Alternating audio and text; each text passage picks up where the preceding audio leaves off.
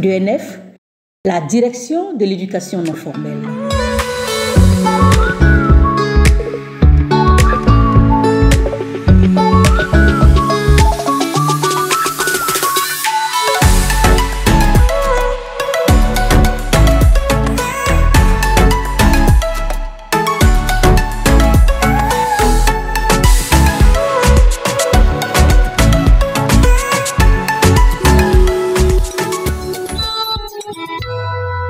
Info régional. Toutes les informations fraîches de la région du Haut-Sassandra. Sur Daloa FM, présentation Séverin Sorel.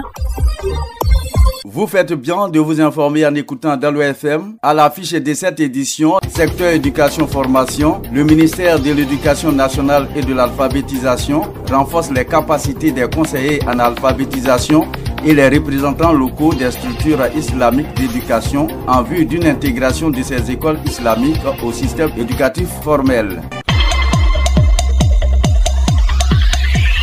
Secteur éducation-formation. Donner une éducation et une formation de qualité, équitable, inclusive à tous les enfants, l'État de Côte d'Ivoire, de par sa direction d'éducation non formelle, décide d'intégrer les structures islamiques d'éducation dans l'enseignement formel, puis les accompagner dans ce processus.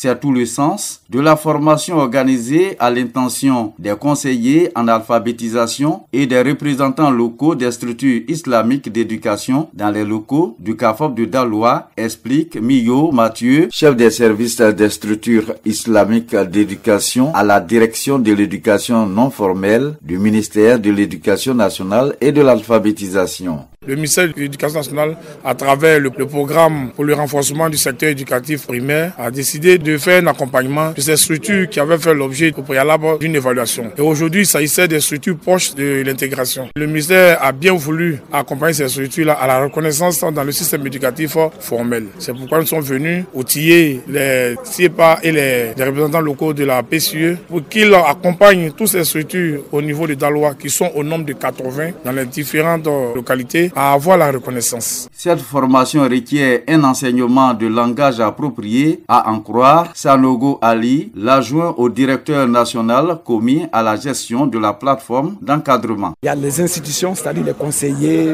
les inspecteurs d'une part, et il y a les écoles islamiques d'autre part. Donc il faut une collaboration. Et pour la collaboration, il faut aussi avoir un bon langage. C'est ce qu'on appelle les éléments de langage. Il y a des mots et des expressions qui ne sont pas employés. Par exemple, qualifier l'école formelle d'école de blancs. Nous, on ne veut pas, c'est l'école des blancs. Non, on ne veut pas ça. C'est des mots qu'il faut éviter. L'école officielle, c'est l'école des Français. Non, la langue française a été choisie comme langue officielle en Côte d'Ivoire. Langue d'administration, langue d'échange. Donc, il ne faut pas catégoriser. C'est des éléments qu'il faut éviter.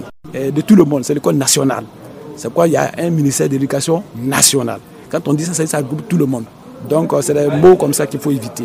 Après la formation, la direction régionale de l'éducation nationale d'Aloa attend des participants une réaction vigoureuse sur le terrain. Koulibaly Bema, secrétaire général de la DRENA. Il faut coordonner un certain nombre de choses en ce qui concerne les enseignements pour que nos enfants puissent bénéficier du même type d'enseignement. Donc nous allons vous demander d'être très attentifs sur le terrain afin de pouvoir harmoniser les enseignements afin que tout puisse bien se passer.